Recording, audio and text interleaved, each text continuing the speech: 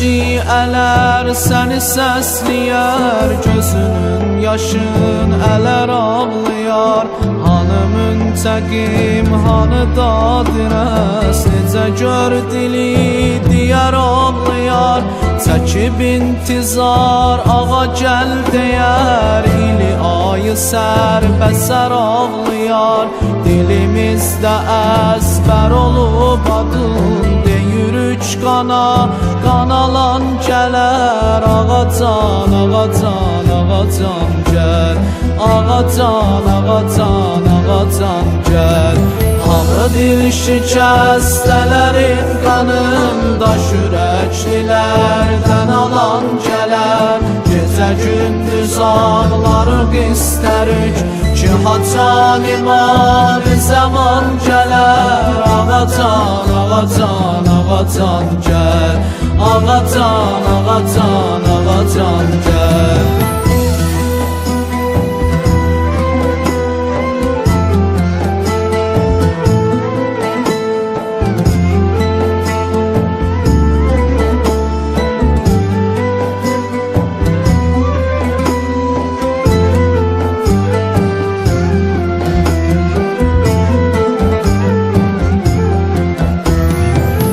Gör şərəflidir ümmətin, əl-ələ verib hamı can bekəb.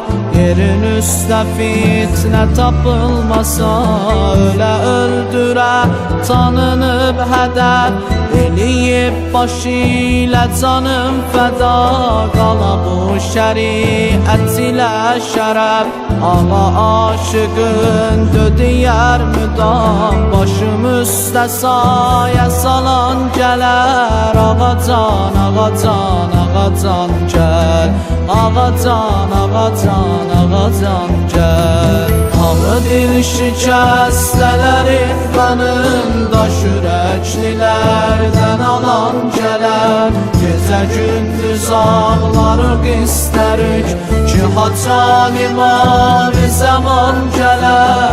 Ağacan, ağacan, ağacan gəl, ağacan, ağacan, ağacan gəl.